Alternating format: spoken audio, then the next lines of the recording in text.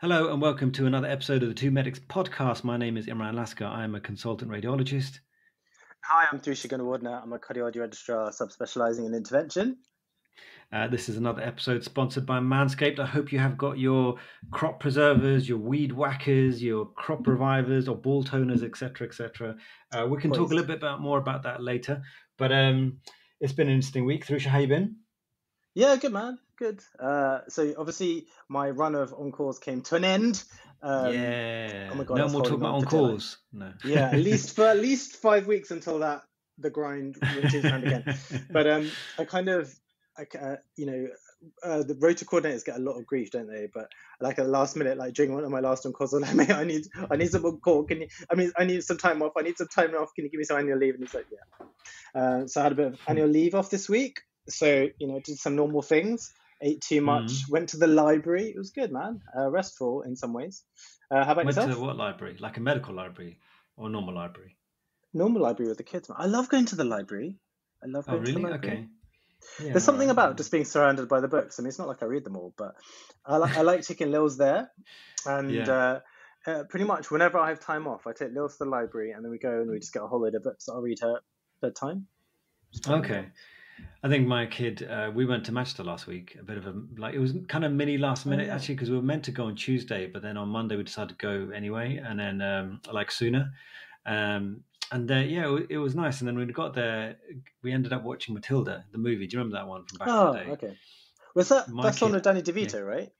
Yeah, that's right. My kid absolutely loved it. Literally every morning from that day onwards, she kept watching it again and again and again. And I'm trying to get her to read the book, but I'm not sure she's particularly interested in reading the book at the moment. But it was a nice trip. It was good to actually meet up with a few friends as well. Actually, that I've got in Manchester. It was really nice. I think of all the kind of Roald Dahl adaptations, I think that's generally thought to be the kind of good one. I kind of found out as an adult that Roald Dahl was like anti-Semitic, and so like I just kind of feel funny about having Lils kind of so obviously I had the collection as a kid, but I decided I don't want to really read it to her. It just kind of feels a bit wrong. But Matilda, I think as a movie. Do you remember there was a guy? Do you remember there was the film James and the Giant Peach? And the guy who was in it went to our school. Yeah, I do remember. I remember that. Yeah, I remember. And there was like fame, wasn't there? Like yeah. And then he ended up on like Disney Channel doing some presenting on there. No way. Yeah. And then I don't know what happened to him after that. I don't know whether he ended up having much of a career. It was cool though. I mean, the guy was in a big budget Hollywood film. I mean, he was there. He was doing the voices and everything. It was super awesome. The thing is, like, I think we've got J.K. Rowling coming up in our this week's episode. But I was thinking about this because there was a time when people used to write a book and you'd know nothing about them beyond the book being particularly good. But thanks to social media, you kind of plugged into some of what they think and feel. And I don't know whether that's a good thing or a bad thing, because, I mean, it feels like there's a lot of people that probably should be cancelled or, could be cancelled depending on what they think and feel. And because there was no social media at the time, they're never going to be cancelled. They're never going to have any particular issues. So is it a good thing that we get to know our celebrities or people that, write these books and whatever media we consume so well? Or is it better they just sort of do their thing and then do their own thing in their own time and don't share any of it? I don't know. Well, I guess I think the good thing about it now is that there are kind of consequences for bad behavior, whereas, there are obviously those people back in time like Jimmy Savile and whatever who'd just kind of do horrible things and get away with it. And I think is it harder for them to do stuff like that? I'm not entirely convinced it's necessarily that much harder because you can see that there are other things like gagging orders and they kind of put restrictions on what people can say, and they get people to sign non-disclosure agreements, all this kind of stuff. I think it's just more sophisticated. And so the idea that you can't get away with stuff now, well, I think if you've got enough money and power, you still can. But I do think it's good that people face consequences. I think the thing is that J.K. Rowling, as you say, she could have though just taken the money and just, she's got so much money now, but she's chosen to like weigh in with all this stuff.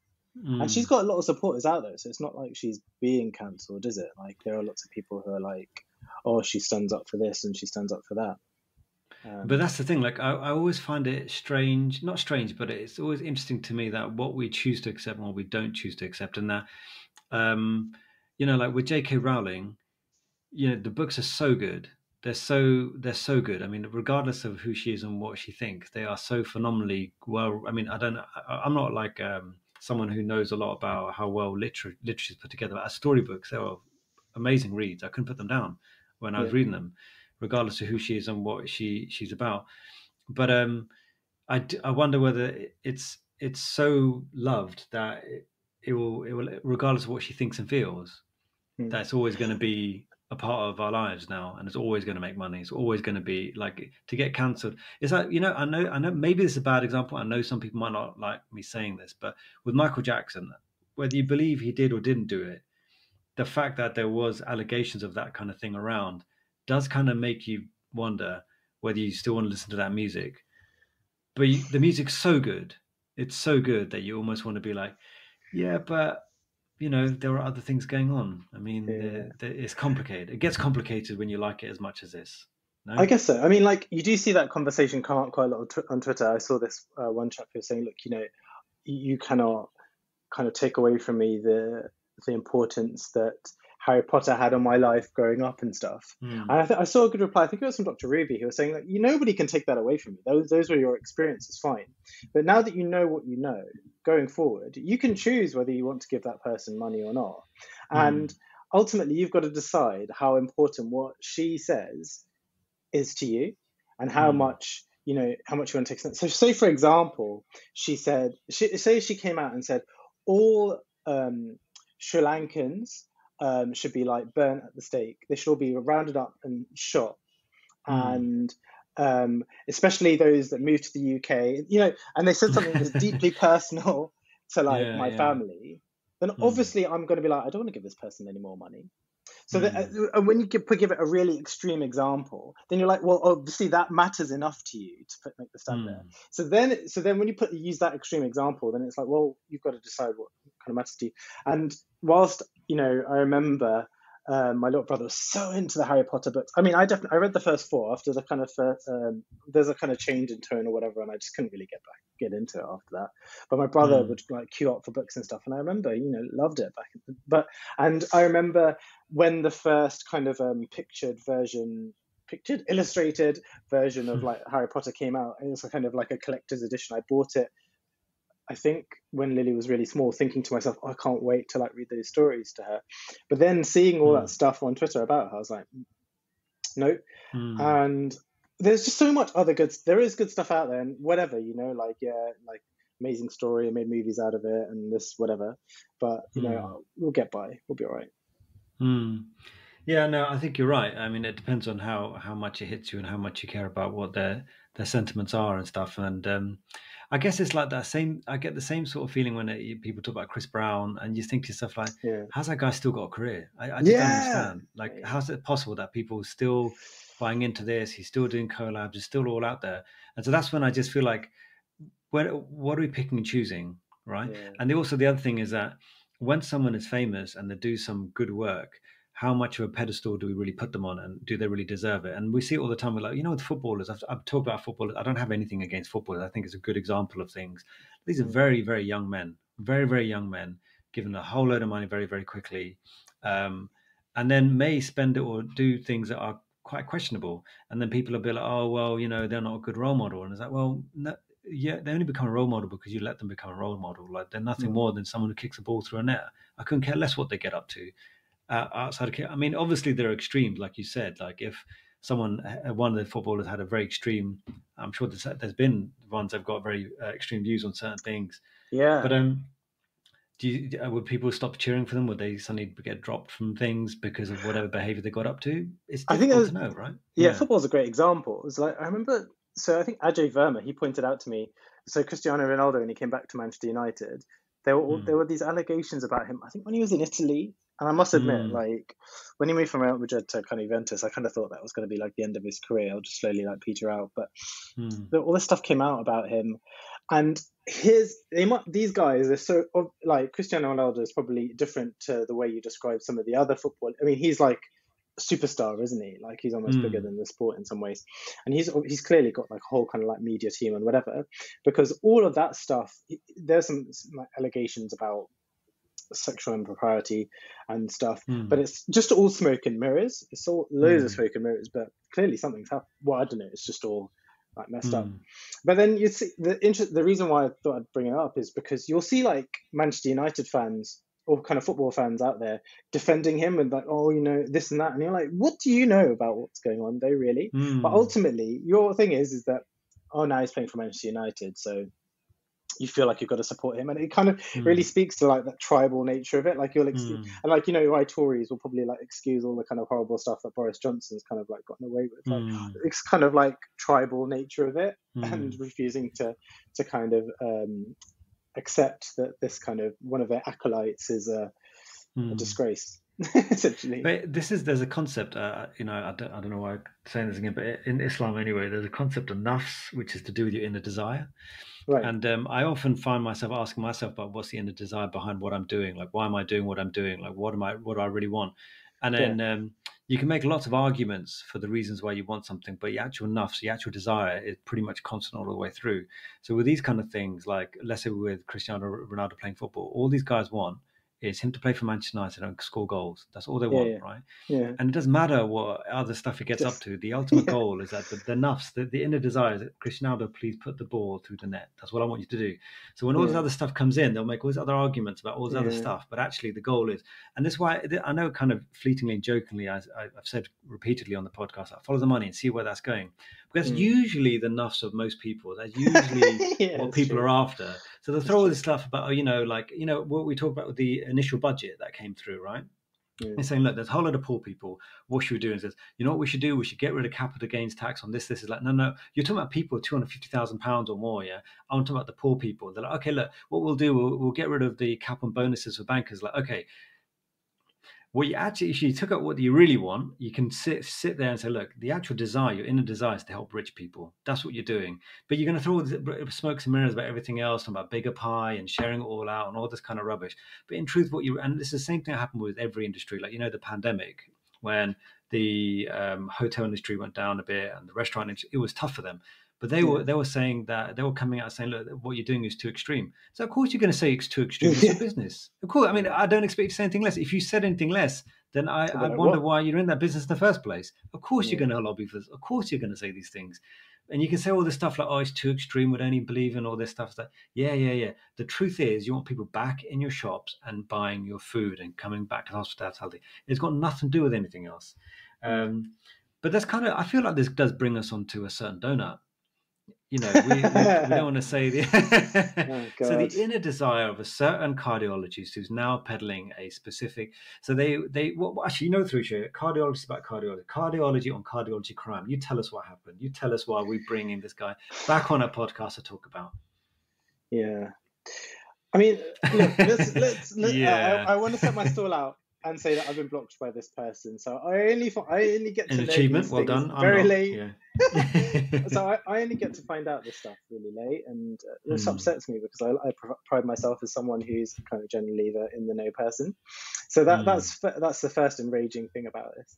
Secondly, though, it's obviously that this guy has been kind of courting the anti-establishment, anti-vaccine, anti-anything that kind of sounds sensible type shtick.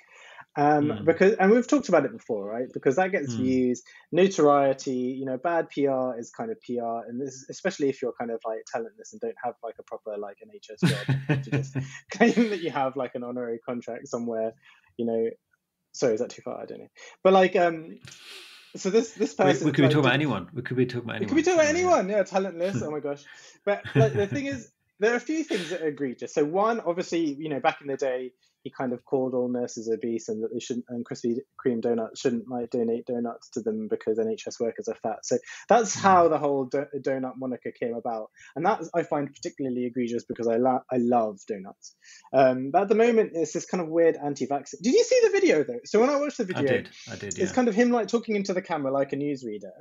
And then it kind of randomly pans to the side of his face for a good like 30 seconds to a minute. Why did they do that? Are they like, oh, your left side is it's perfect. We've got to get some more of that left side in. It's beautiful, baby. You know, like what's going on? Why are they doing that? And the chair we were sitting on, I just did, I didn't get it. Like, why did someone really think about in the background? Like, but Thrusha, are you saying, look, are you saying that you're sick of talentless people?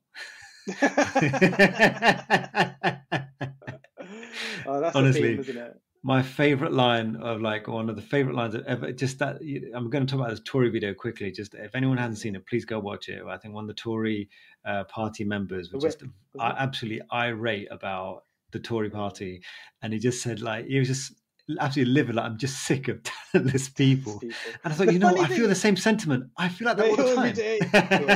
But the funny thing is, though, he could be talking about anyone in the Tory party.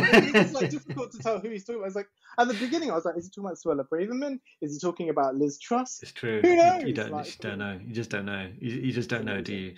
But so I think when we talk about Nuffs and his inner desire of Mr. Donut, so I think we pretty much know it's kind of attention, wants people to pay attention to them, wants to feel have a bit of importance, and hopefully make a fair bit of money doing so.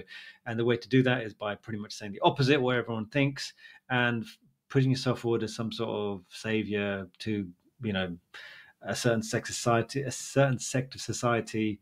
That just think kind of a bit of not a funny way, but a different way from what you'd expect. So it's. I think a lot of people were calling him out one day, and a lot of people were sort of quote tweeting and saying, "Look, I think this could be a bit far." But this is what I find even more bizarre sometimes that what is too far? What is it? Because for us, we're kind of always on a bit of edge. How much can we really say? Obviously, I've got the disclaimer on the front. On the entire podcast, saying that most of it's fictional.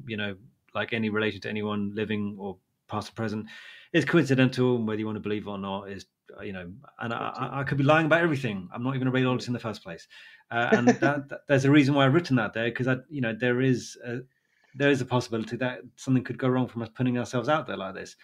But when you see that, it's a bit like, when you're in med school, or you're trying to get into med school and then someone gets in and you think, how on earth did you get in? How did you do? Because if you got in, then I'm all right. I'm going to be fine. So it's a similar situation. Okay, so if you can push it that far, how far can we push what we're up to? Or how far can anyone push anything? Because it feels like you can just make things up, which are clearly quite detrimental to a large proportion of the population. Yeah. And still be okay, is it? What's the line? What is the line now? The line's a dot. I don't know. Mate. It's a joke. Yeah, exactly. I mean, it is, right? You could literally turn around and say, you as a cardiologist could say, you know what, your blood circulation is better if you walk on your hands every single day. That's what you need to do. Walk on your hands. So what I would advise everyone to do is walk on their hands going down the stairs and get good at it. If you fall over, don't worry about it. Imran will scan you, but it's fine. But that's an extreme example of saying, look, I'm going to make you do risky behavior and claim it's got some sort of health benefit. And apparently, the governing body has no issue with that. Yeah. Amazing, isn't it, really? It makes me think, though, about how there are people who kind of have to go through GMC proceedings for for vexatious things, right? That's the word that's used, vexatious. And I think about how hard I tried to get my cardiology number, which certainly wasn't the first time. And then there's this guy who just, obviously got to the end. Who's signing this guy off? And it goes to, I know everyone would be signing him off because honestly, if you look at the ARCP process, it is it's kind of, well, what is it really designed to weed out? That it all came about after it got more stringent after Harold Shipman, but we know full well that Harold Shipman probably would have done amazing at the ARCP process because, the vast majority of his patients loved him. So, which is an odd thing to say because that's exactly what the appraiser said to me when I had my revalidation a few weeks ago. And I was like, what are you trying to say about me, bro? Relax. You used to have Shipman. Whenever you have an appraisal and the word Shipman's used. Yeah, I know. I was like, all right, mate. I thought he was going to comment on me using this as CPD, and I was like, don't say anything, don't say anything. I allegedly may have done. That's so funny. Yeah, well, it is research into social media and medical stuff. Each week, I speak for an hour with a cardiologist. And, exactly, yeah. So 79 CPD points, mate. Oh, wow, I needed those points to get through. But the point, I mean, I might be joking, who knows? But yeah, it does make you wonder. It does make you wonder all of those things. But then this is what I find so weird about medicine and the way that it runs, the way you get consultant jobs. It's got nothing to do with how good you are, you know. And I've joked about this before. Like when someone goes into surgery to get a surgery job, like how good are their hands? That you actually watch them do anything with their hands. Like they could be like a fumbling forward that can't even get a glove on, but they've got all the publications under the sun, done all the talks under the sun, but they can't get a glove on. Like, come on, man. And actually, that reminds me that I had this one mate I used to work with, and he was a year above me. And you know, like what they call in cricket, butterfingers. Is that what they call them when they just keep dropping things? I guess I don't know. Like, I think so. Yeah. Anyway, he was a bit like that. He was just completely uncoordinated. And so we were trying to do like a proctogram where you got to stick like a tube up, and then inject some contrast into that. And I kept giving him some tape to try and stick down so that the tube wouldn't fall out. And every time I gave it to him, he came back and said, I need some more tape. And I was like, why? And then all the tape was stuck on the back of his glove. I was like, bro, that's like the third piece of tape. He goes, yeah, just give me another tape. They gave it, and then he came back, and he just kept falling backwards, and more tape just stuck to it. And all you got to do is get that tape and stick it on the tube and put it. What is going on? And it was just complete disaster. Honestly, it was just what the hell. And I just, and even little things like, dude, like, we had to get porridge, like red black porridge, and put barium, like this kind of material, this contrast material, into the porridge. Oh no, okay. Stir it all up and ask the patient to eat it, and you could watch it go down. It's quite an interesting picture, actually, like for salt assessments and stuff. But even that, he was finding difficult. Like he would try and pour the ready break and go all, like it went all over the desk, and the barium would be splattered all over the place, and then he was just trying to spoon it, and it was just like, how are you functioning with breakfast, let alone doing this? Like, what is what on earth is going on? What on earth is going on? It was just completely, he was a funny guy. But this guy's not so funny. But maybe this is a good time to bring up Manscaped, because we are going to be talking about the balls up of the week, which is probably the Tory party. I think the Tory party are going to have to get I mean, you can't. I mean, I kept thinking who else could get it, but I really think that the Tory party really are ballsing it all up, aren't they? They really are. They really are. But if you do want to look after your balls, I would highly suggest that you do check out manscaped.com. If you use a 2Medics discount code, then you will get 20% off. A few of our listeners have already tried it. They love it. And I have been using their products this last week, and I have genuinely, I'm not joking, it's really, really good. So we both got sent a Performance Package 4.0, and it's a bit of a game changer. They give you a Lawnmower 4.0 trimmer, a Weed Whacker, which is an ear and nose trimmer, a Crop Preserver board deodorant, Crop Reviver toner, Performance boxer briefs, and a travel bag to hold your goodies. Not those goodies, the goodies that come in the bag. And the Performance boxers, I have to say, I've been using them. And they're good, aren't they? Yeah, I like them. Did you think that too? Yeah, I genuinely thought these are really comfortable. Yeah. They're quite firm, aren't they? Which I like. I like a bit of support, because I used to be one of those people who get quite kind of painful balls if I didn't have supportive boxes. Well, yeah, especially I'm doing a bit of more high intensity stuff. I'm running on treadmills, and I use them for them. They're really good, honestly. Anyway, so they've got a 4th generation trimmer, cutting edge ceramic blade right next to them to reduce grooming accidents thanks to the advanced skin safe technology. The Lawnmower 4.0 is waterproof and also has a 4000 K LED spotlight, so to have a more precise it's quite shave. Bright, isn't it? You love that light, don't you? It's like I do. Torch. Yeah, it is. Yeah, it is. I'm going to use it on you next. Anyway. Actually, I've got a day off tomorrow, and Jay's at work, so I was going to go to town. Oh, right. Go to town to find me and to do this. God, we're still recording. Are we still recording? Okay. Anyway, do try and support the podcast. We really appreciate it. We do. I think Thrusha and I do have big aims for the podcast. We want to make the medical conversation part of the mainstream conversation, because I think medicine affects everyone. So get 20% off and free shipping with the code 2Medics at manscaped.com. That's 20% off, free shipping at manscaped.com, and use the code 2Medics to unlock your confidence and always use the right tools for the job with Manscaped. So let's talk about the Tory party. Thrusha, what happened this week? Oh my god. So by now, I guess most people will know what's up, which is essentially that Liz Truss was she was Prime Minister for 44 days. If you think about it, 10 of those days were like when the country was in mourning, so 34 days, strictly speaking. And she had a plan for the budget. agreed with Kwasi Kwarteng, and then obviously that went down like a stinker when she became prime minister. The pound dropped in value, and, pounded. Yeah, indeed. And then I mean, it was just kind of tax cuts, corporation tax. It was just ridiculous. It's ridiculous, and it went down for like a lead balloon, especially when people are recognizing, or at least the sounds that people are making are that of austerity or more austerity, and like we haven't had enough of that already.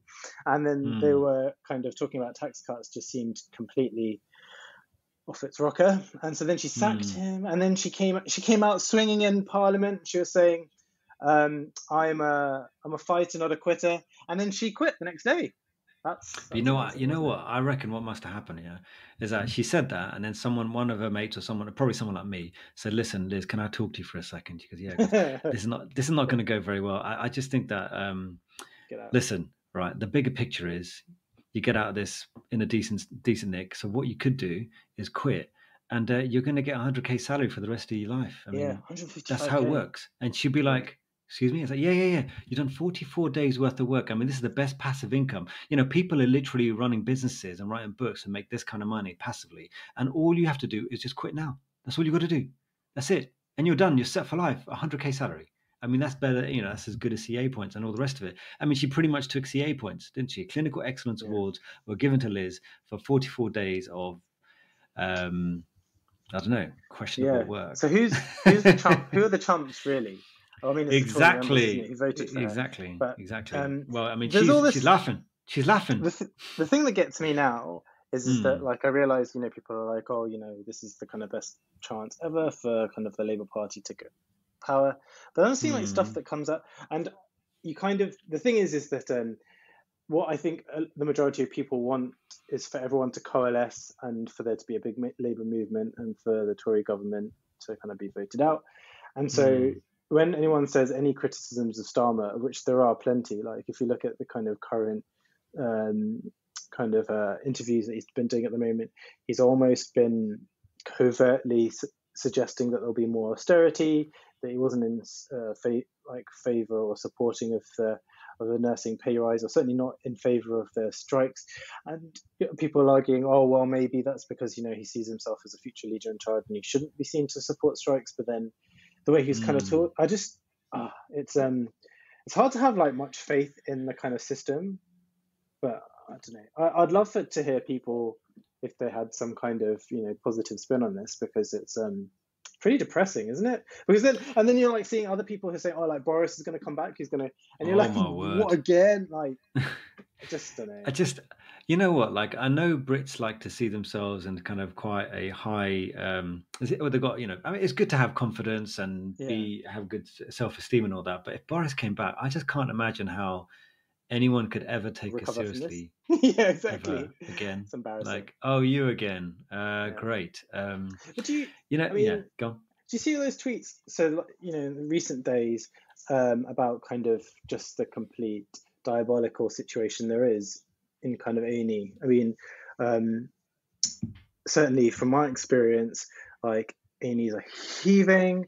You're seeing patients in the back of ambulances, not just A&E doctors, but specialty doctors, because there just isn't any space for them anywhere, and so kind of bays are being filled with extra patients in kind of on ward corridors.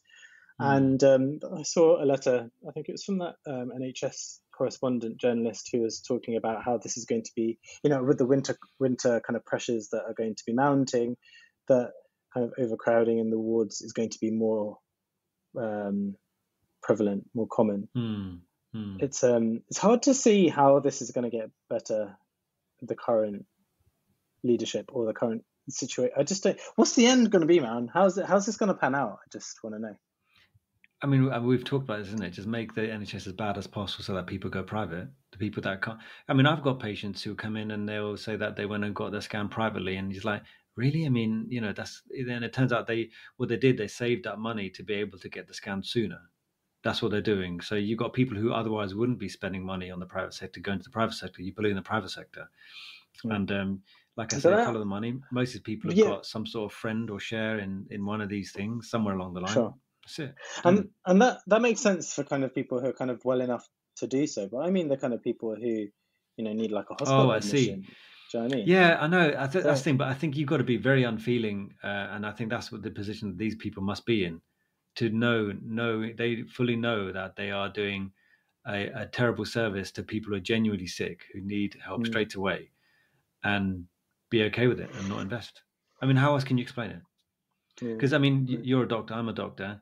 There is a level. I mean, joking aside, that you do care about your average person. You do want someone to stay alive in that situation, but the stance they're clearly taking and continue to take is that they're literally as if someone is coming in CPR and they're like, yeah, I just can't bothered.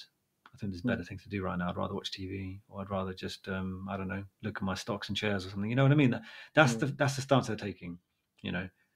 And we might just have to accept that as a society. I sometimes think like if governments are meant to be reflections of society, then these guys are the people that are getting voted in repeatedly. So what does it tell us about society and what we really care about? True. Like what do okay, I know we care about it because we're in healthcare. Of course we care about it because it affects us directly. But your average person, I don't think they care all that much. I don't. Yeah. I think until they're in that situation. But then they're not thinking about that, because if it was a big thing, then they would do something about it. They would vote accordingly. But either they're duped by the headlines of 350 million pounds a week or whatever it is for the NHS, and think, oh, I'm going to support the NHS by doing exactly what they told me to do. Brexit, let's do it. Or it's just not. It's like a little blip on the bigger picture. They like the hair. They like the conversation. They like the way they look. They like the, you know what I mean? Like, I saw that video of like Boris Johnson kind of supposedly reciting from the Iliad, in Greek. And I've seen it before, and people are like, oh, it's like really impressive, but is he like, that doesn't make like a good prime minister. And I'm like, literally, if you speak to any kind of Greek speaking person, he's actually talking gibberish. He's not even reciting it properly from the Iliad, but people believe that he is, because that's how kind of confident he is. And isn't that just kind of like almost like a metaphor for like how he is in everything else that he does, like that he just kind of emits this noise with confidence, and people just buy into that. And I just think, but conversely, it tells you about the people that are buying into it in the first place, right? It tells you about the level of, I guess, understanding of what their expectations are for someone. Because even though you've gone and, even though that it may be inaccurate, does it really affect him or his chances or what people think of him? Not at all. It just shows you, like, I think there was a movie, or maybe it was a quote from Che Guevara. He said, a uneducated population is easily duped. And that's what I think. This maybe me the more paranoid part of me is like, you purposely keep people watching Pop Idol, watching football. I'm not saying all of us wait. I mean, it's good to do these things, but when you've got people who are so, they'd rather have long conversations about those kind of things over poor people not being able to eat, or food banks, and the healthcare service. It just shows you that the interest is not there. Like, people would rather talk about other things to do with, who scored a goal, who's going to be striking, who's going to be the next transfer deal, which young 20-something-year-old is going to make £1 million transfer, and all this kind of, all the rest of it. While in the background, these guys are swiping everything, absolutely everything. And I don't know, you do worry about what's going to happen next. With interest rates going up, someone is saying that interest rates are going to go up. People won't be able to pay the mortgages, but then they're going to have to try and sell their place, but they have to reduce the amount of money they have to sell their place, because everyone's going to try and sell their place. And then because it's going to go for less than what they paid for it, the bank, they won't be able to afford to sell it. So they can't afford to stay, but they can't afford to sell. What? Wow. It's but that's what we're heading towards. But we voted for this. I mean, the Tories have been in power. I know we say that it's not, they're not democratic elected. They were, though. They were at some point. Tories have never really changed in terms of their pattern of behaviour and what they're looking for. It's not hard to see. Like I said, it took seconds to see what that budget was about. Seconds. As soon as it came out, I told you, I was honest. I was going to do very well from that budget that came through. I thought, wow. I mean, I don't have to pay that much corporation tax, etc., etc. So it doesn't take much. You don't have to be that smart to figure out what's going on. You still vote for him. Fair enough. I guess it's on all of us. Not me. I don't vote for them. Anyway, you almost want to say, look, Boris and everyone, just go home. Just go home early. So this is reference to a tweet from @quality_Nguyen, Nguyen, and he said, "I told my student she could go home early, and she just said thanks and left." And then he's got kind of this emoji that like, how terrible. Why did his brain explode, do you think? Because the implication is that he thought that they should say, no, I want to stay because I want to learn more from your good self and bow down to the golden knowledge they'd be passing through your, whatever. Yeah. Yeah, that's the sentiment, isn't it? It's kind of these old school, like, stick around.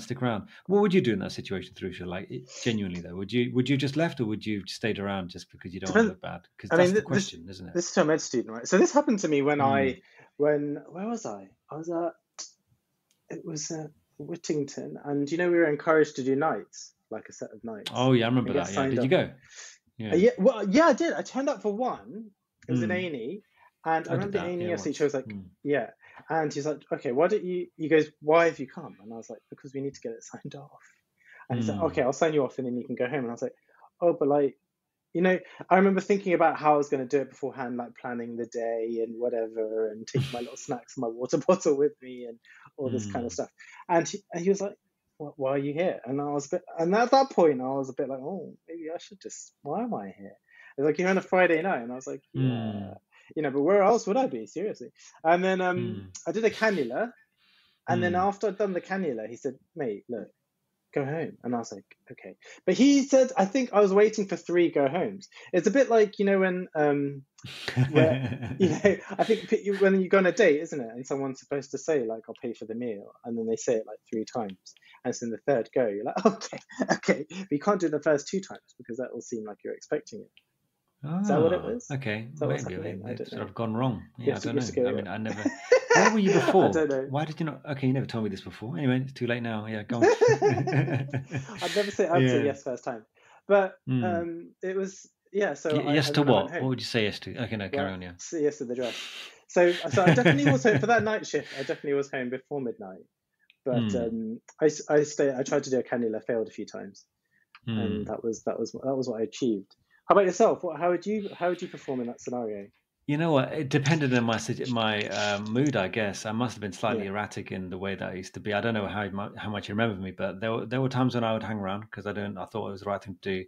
But I think the vast majority of the time I would just leave. And I think one particular point I remember, there was a gynecologist, and I was not interested. I mean, no offense to any gynecology people, I do rate what you do, but I am not interested whatsoever in anything that you not do at all, not even in the slightest. It didn't even pique a remote interest. So I think they could tell I was really, really bored. Like really, I was just looking around, looking at my watch, and then texting some girl, all this silliness. And then he goes, do you want to go home or something? And I, yep. Is that what he said? Yeah, and I left. I know. There were points in my life where I've done that, but then there've been other points in my life when I didn't do that, and I've ended up hanging around for like ages and ages and ages. Like, why am I doing this? I hate you so much right now. Yeah. But I'm kind of, I think, but when you're in a lecture or even on a course and it's about to finish, you're like, I'm finally done. And someone goes, any more questions? And somemeone puts a hands up. You're like, no. Yeah, I mean, yeah, exactly. Are you like that too? So it's a similar thing. Sometimes you just want to go. I don't want to listen to this stuff anymore. I'm done. I don't know. I just think that, maybe I'm not very good at multitasking or something, trying to, text people and all the rest of it at the same time as being in clinic. I don't know. Kind of brings us on to a multitasking tweet, wasn't it? So reminiscing. Oh, you got mentioned on this one. I did. You're a big wig, mate. Yes. I am. And you got mentioned. And you got mentioned with Med Crisis. You're a G. Done. You made both cardiologists, though. That's the still there. Nishat Siddiqui. It could have been Donut. It's true. Yeah, it's anyway. True. Yeah, it could be. But he doesn't multitask. He's only only got one task. Anyway, she says, reminiscing about my time as a med-reg on call, thinking of 5 things at once over 3 hours feels like a spa break in comparison. She's quote tweeting Ian Dale, who's kind of, I think he works for LBC. He's like a DJ or whatever it is. And he goes, you try it for 3 hours, you're juggling 5 things in your head at once. It may look easy, but let me assure you, it's mentally knackering. Mentally knackering. Yeah. It is knackering trying to hold things in your head. lots of things in your head at the same time. I mean, I've got some tips that you could use, like writing them down probably is one. Being good at delegating is probably another one. And making sure that you take time to go to the toilet and eat and stuff. Those are really important things that Ian Dale maybe could try.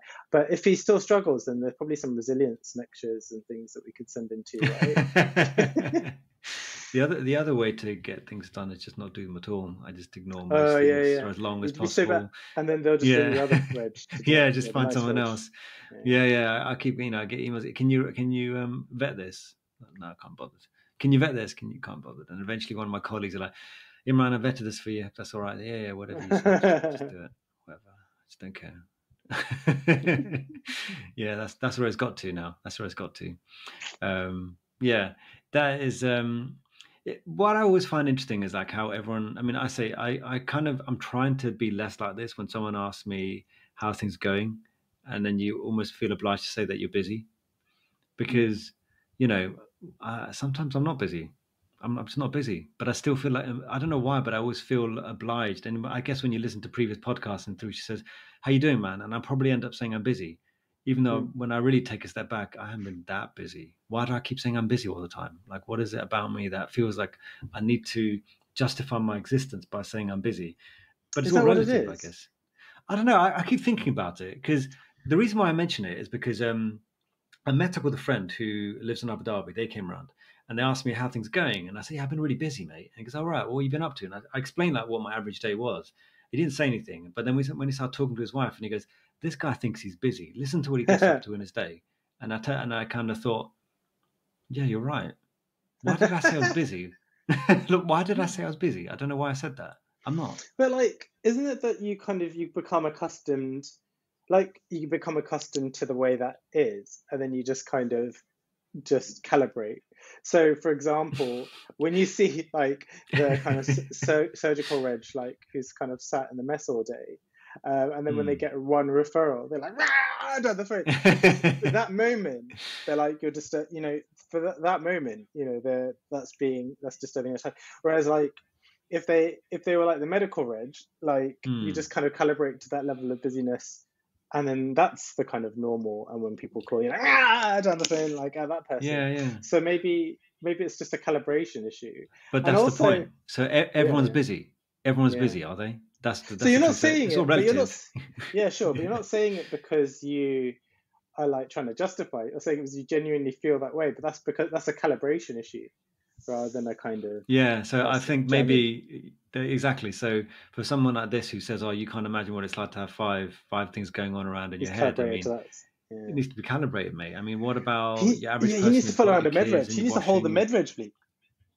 Well, just living life, mate. I mean, you've got bills to pay, washing to do, cooking to do, kids to pick up. I've the number of times I've forgotten to pick up my kid. Robbie's actually messaging me saying, "Have you gone to pick up things?" Yeah, and I'm just literally run out. Imran, are you on the way? Is that, yeah, I'm on the way, and I'm like, socks on, get jeans on, get out. Oh God. Yeah, you're gonna get in trouble. I do get in trouble. It's I think Rabia, politely does message me at the point when I'm meant to leave. How's this going? I was like, yes, I know. Yes, I know. I'm meant to. She's got a Ring doorbell. Yeah, exactly. I haven't seen you leave yet. I was like, yeah, I know. Yeah, I'm on the way. I know. I'm running a little late. Bit late. I've been busy. I've been very busy today. Oh my God! So many of the tweets. Many of the tweets that we've put in here have been deleted. It's crazy. I know. I'm like, what? I'm looking through as well.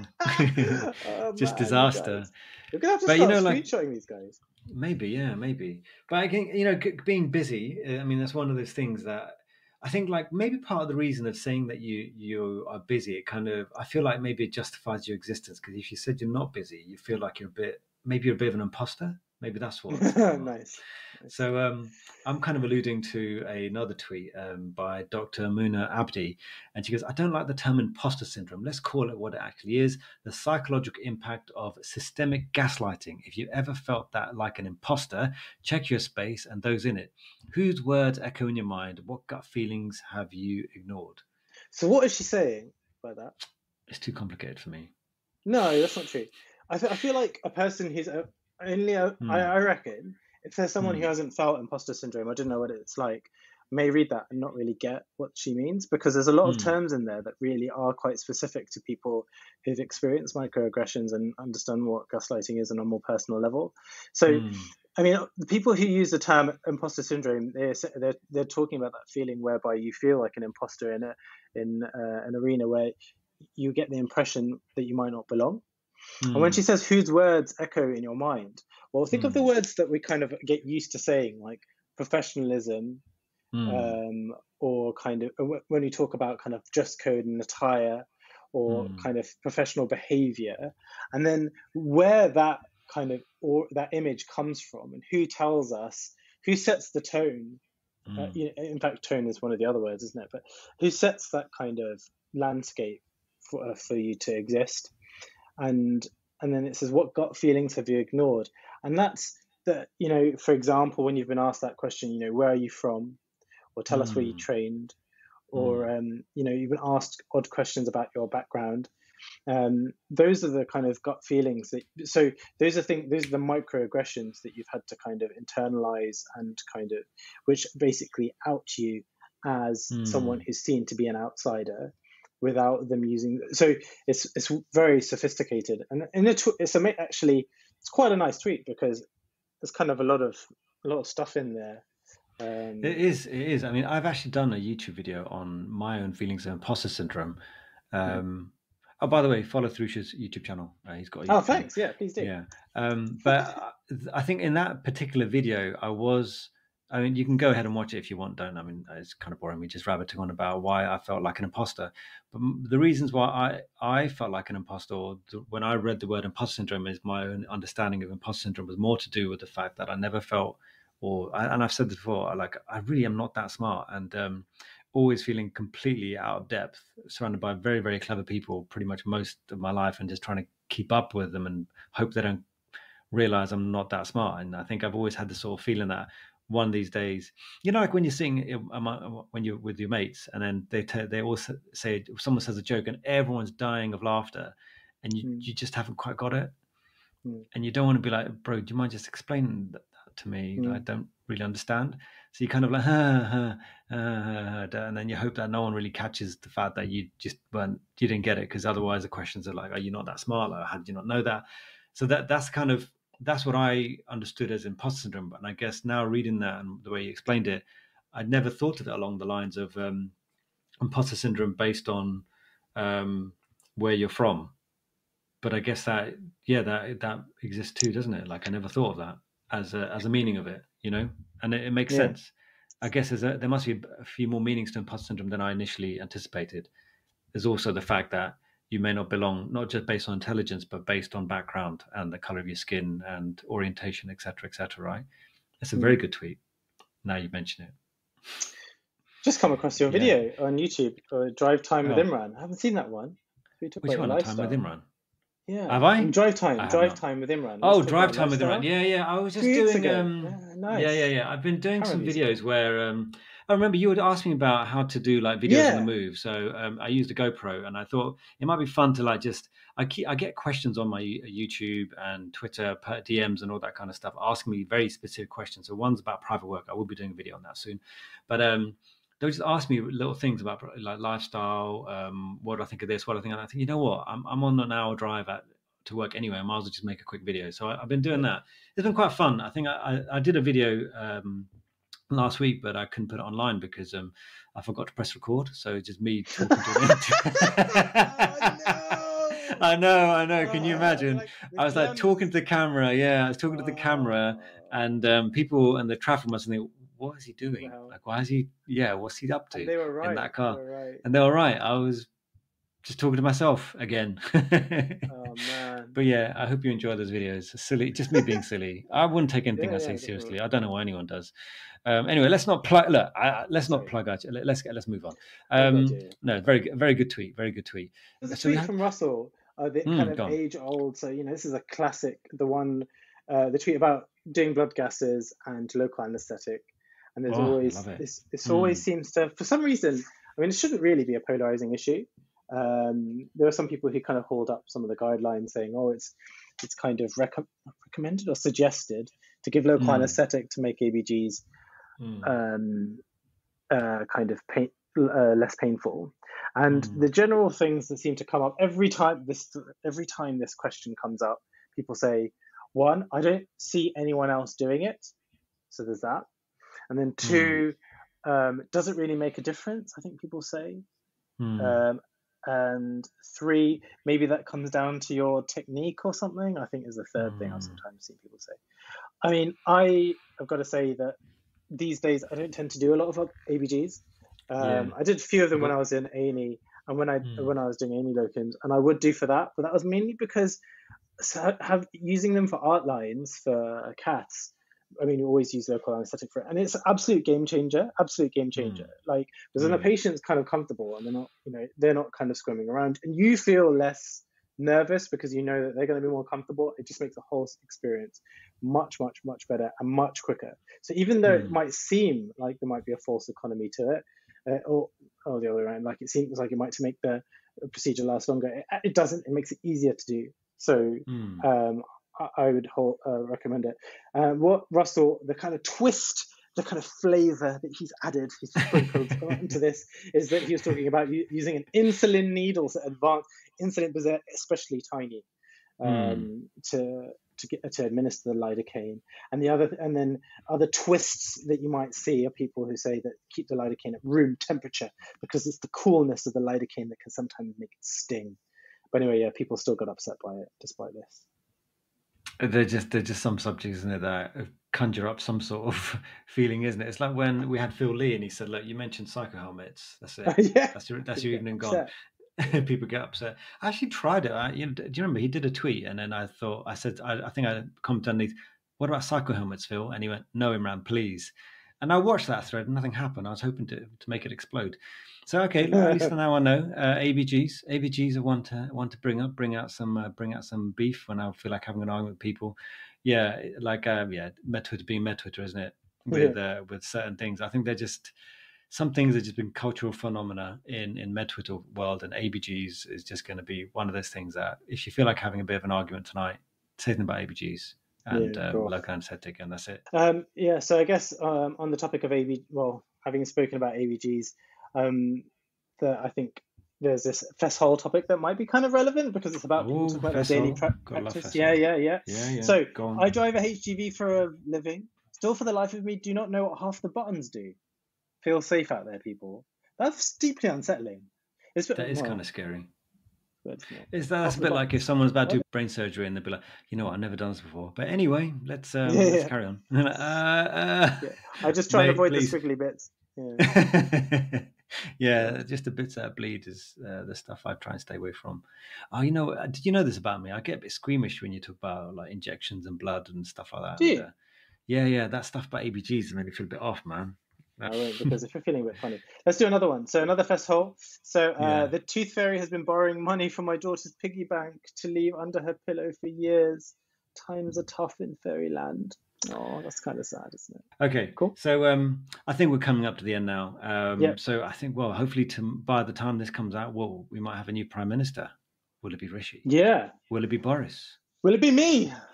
Will it be? I mean, at this point, it could be you, but it's my turn, isn't it? It's coming around. I don't know. You're brown through, Sure. I look a lot like Rishi Sunak, apparently. Although I've had people say that I look like Rafael Varane, the footballer, which I like more than Rishi Sunak. Oh yeah. Also, Rishi Sunak's like 3 feet tall as well. So. Oh, is he? I didn't know that. I didn't know that. Sure. So, thank you as always, MedTwitter. Don't forget that you can get 20% off at Manscaped by writing in 2 medics at the checkout. Do check it out. Very good product. I've been enjoying them immensely. And try it out. Go on, just try it out. At least try the boxes. Go on. You don't want to try the boxes. The boxes are nice. All right, cool. All right, have a great weekend and don't get cancelled. All right, bye. Bye everyone.